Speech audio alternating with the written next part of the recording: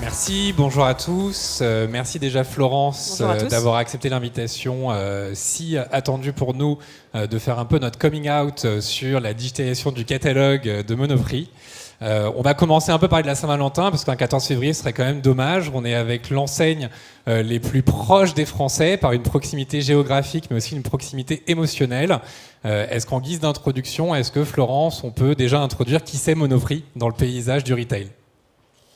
Donc bonjour à tous. Monoprix, c'est le leader omnicanal du centre-ville. C'est l'enseigne, je crois que vous connaissez tous. C'est aujourd'hui une enseigne, si on essaye de résumer finalement la vision qu'on a pour nos clients, c'est celle de tous les jours travailler pour maximiser le plaisir de nos clients et minimiser leurs contraintes. Tout ce qu'on fait, tous les projets qu'on a passent au prisme de ça. Donc est-ce que finalement on lui facilite la vie ou est-ce qu'on enjolive son acte d'achat ? Donc petit clin d'œil sur la Saint-Valentin aujourd'hui parce que je pense que ces visuels, ils traduisent bien finalement la part de cœur que nous accordent les clients et les consommateurs. On a une cote d'amour qui est super forte chez Monoprix. C'est une enseigne qui est une love brand, c'est une enseigne qu'on aime. Et c'est une enseigne qui s'est jouée avec les choses, s'est jouée avec les événements du quotidien. Et ceci en est la preuve. Donc si vous avez envie de jouer aujourd'hui avec la Saint-Valentin, vous avez une opération, notamment celle-ci qui sont des packs à messages, si vous avez envie d'envoyer vos petits packs à messages. Et vous avez aussi une opération sur Twitter qui est hyper mignonne où vous pouvez, il y a une espèce de concours sur comment est-ce que vous baptisez votre amoureux du jour. C'est assez mignon parce que ça part dans tous les sens. Bon top, on sait quoi faire dans les quelques heures qui nous restent avant de fêter ce soir. Moi je voulais revenir vraiment sur un chiffre du jour aujourd'hui, c'est 2400. 2400, j'espère que ça sera ce chiffre-là qu'on va retenir un 14 février 2019. 2400, c'est quoi pour toi Florence ? Alors 2400, c'est 2400 tonnes, donc c'est effectivement 4 800 000 ballons de foot, c'est 12 baleines, c'est 400 éléphants, c'est 126 avions, et c'est surtout 2400 tonnes de papier, 30 millions de catalogues qu'on a décidé d'arrêter de distribuer, puisque effectivement Monoprix a pris la décision en fin d'année 2018 d'arrêter la distribution de ces catalogues en boîte à lettres pour la raison suivante. Si on essaye, il y a trois raisons principales. La première, elle est réellement d'être une posture de responsabilité forte, c'est-à-dire qu'à un moment on s'est dit on est l'enseigne urbaine par excellence, la capacité à pénétrer les boîtes à lettres elle est de plus en plus compliquée.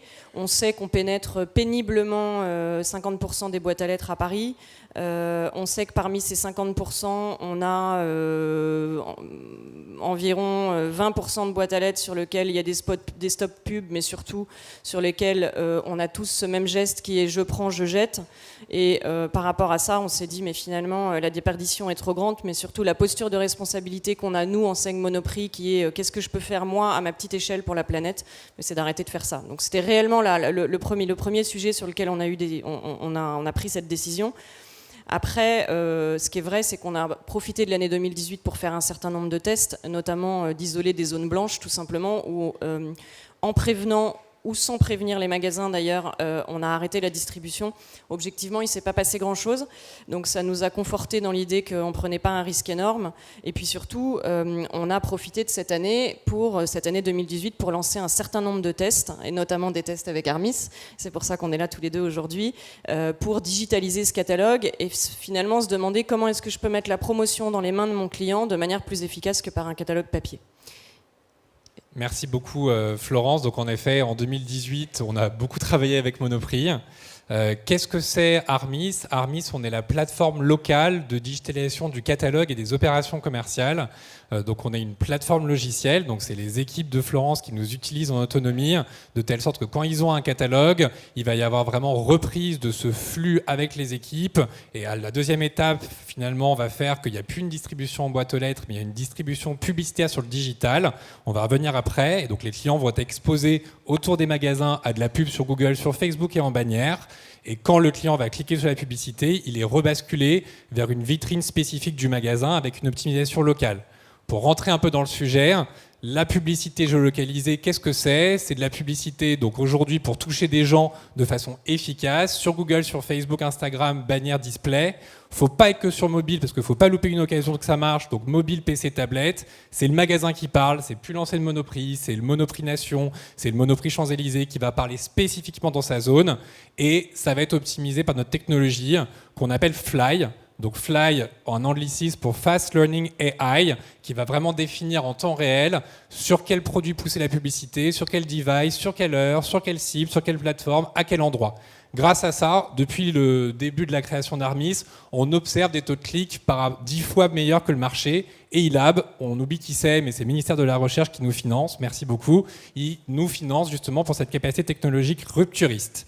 Finalement, les taux de clic, c'est intéressant. Et donc, quand vous allez cliquer en tant que client, vous êtes basculé sur l'univers Monoprix, sur une vitrine digitale du prospectus qui va reprendre les éléments du magasin, qui va reprendre l'intégralité du catalogue, mais qui va être optimisé au local, magasin par magasin. Grâce à ça, on reprend finalement l'expérience complète du catalogue, mais dans sa version digitale plus optimisée. Le taux de clic, c'est bien, mais le retailer, il s'en fout un peu du taux de clic. Moi aussi, je suis un ancien retailer. Donc, ce qu'on a envie de voir, c'est quoi l'effet en magasin. On a mesuré via notre partenaire 3W Relevancy, notamment en comparant une population d'encartés sur lesquels il n'y avait pas de publicité Armis, une population d'encartés sur lesquels on a fait de la publicité Armis, et on a regardé les ventes en magasin de ces clients encartés. A été mesurée finalement une hausse de chiffre d'affaires, puis une hausse de marge de 16,9. Donc pour 1 euro engagé sur les clients encartés de Monoprix, a été dégagé près de 17 euros de marge pour ces clients encartés. Donc via bien sûr une hausse du trafic et une hausse du panier moyen. Et ça, en effet, ça a permis de convaincre l'évolution des ventes par rapport à Monoprix. En effet, ce service, donc le prospectus a toujours été l'outil numéro 1 de trafic en magasin, l'outil numéro 1 par rapport aux marques. C'est quoi l'évolution maintenant du digital finalement par rapport aux marques, Florence ?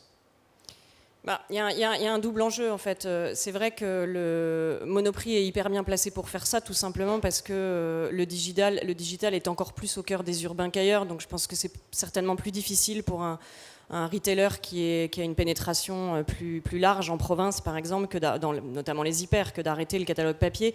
Donc le digital, aujourd'hui, peut vraiment être au cœur de la stratégie de Monoprix, notamment, et tu l'as pas abordé, mais dans des logiques d'hyper-personnalisation. C'est-à-dire qu'on a aujourd'hui une capacité à pousser vers vous une promotion qui sera différente de celle qui me sera poussée à moi, et ça prend tout son intérêt, notamment pour les marques, et donc c'est là où je fais la transition, c'est que c'est un véritable nouveau levier de publicité, mais également de communication pour les marques, pour nos marques partenaires, donc pour les industriels qui font de la promotion avec nous et qui en fait vont faire demain des espèces de têtes de gondole digitales comme on pouvait les connaître dans nos magasins ou dans nos catalogues quand on faisait des mises en avant spécifiques.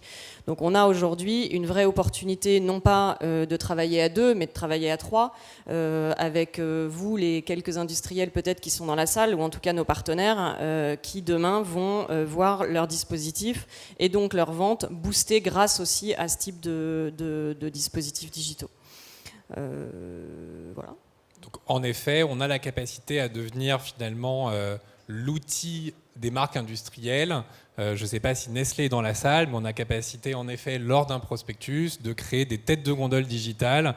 Donc on recrée un peu une allée digitale et on distribue des prospectus digitaux autour des magasins pour booster les ventes de ces perriers dans les magasins Monoprix.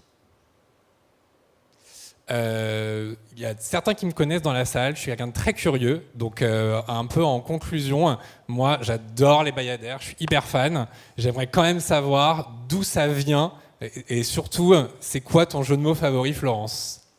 Alors d'où ça vient de l'agence avec laquelle on travaille, qui est Rosa Park, avec laquelle on travaille depuis, on a un partenariat d'assez long terme puisqu'on travaille ensemble depuis environ une dizaine d'années. Donc les bayadères ont à peu près 10 ans d'ailleurs.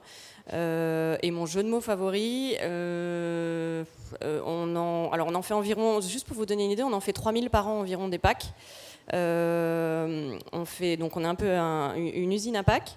On fait des vrais packs et des faux packs, c'est-à-dire que les vrais packs, c'est ceux que vous voyez en magasin, les faux packs, c'est tous ceux que vous voyez, notamment la Saint-Valentin. Il y en a aussi plein qui sortent pas, parce qu'heureusement, on a un petit comité de censure, parce que ceux-là, je les citerai même pas, en l'occurrence, mais on en a quelques-uns vraiment très sympas. Il y en a un que j'ai vu passer l'autre jour qui était très sympa, qu'on a fait, qui était pour la journée de la procrastination, où là, j'ai reçu un pack blanc, avec juste un truc où il y avait marqué « je le ferai demain ». Voilà. C'était quel produit comme, il n'y avait pas de produit non plus. D'accord. Ok, est-ce qu'on peut se permettre un bayadère qui n'est pas tellement aux normes de la charte Monoprix? Est-ce que le prospectus est toujours dans les petits papiers de Monoprix? Alors je confirme qu'il n'est pas à la charte de Monoprix, le bayadère, puisque le bayadère est toujours bord à bord, donc bon. Je te prie de nous excuser de cette impair charte. Et le prospectus dans sa forme telle que vous l'avez en tête, dans sa forme papier, a priori non, n'est plus dans les petits papiers de Monoprix. En revanche, le prospectus n'est qu'un support, et finalement ce qui est toujours dans les petits papiers de Monoprix, c'est la promotion, et la promotion est cette capacité qui est de distribuer toujours plus de générosité à ses clients, mais une générosité qui soit plus adaptée à chacun et réellement dans une logique d'hyper-personnalisation, donc un peu quand même. Merci beaucoup Florence. Donc nous en effet, les enjeux qu'on traite avec les retailers, c'est plutôt cette complémentarité entre catalogue print et digital, et en effet c'est naturel depuis si longtemps que Michel-Édouard Leclerc en 2010 avait crié 2020 zéro prospectus, que les enseignes de proximité, et notamment une enseigne de proximité si forte, s'engagent aujourd'hui dans finalement le massacre écologique qu'est le catalogue papier. Ce massacre écologique et la fin du catalogue, il ne va pas exister. On est plutôt dans le marché à une complémentarité par rapport à d'autres enseignes plurielles. Mais comme une enseigne comme la vôtre, je suis tellement fier que ça fasse autant sens. Et donc, merci beaucoup pour ce témoignage et ravi de vous accompagner dans ces futures années. Merci. J'insiste juste quand même sur une chose, l'impact écologique n'est pas neutre sur le fait d'avoir complètement switché sur le digital, parce qu'il y a quand même des serveurs qui tournent, des trucs comme ça, donc on n'est quand même pas dans un rapport de tout à rien, mais on a beaucoup progressé quand même en la matière. Merci beaucoup. Merci Florence.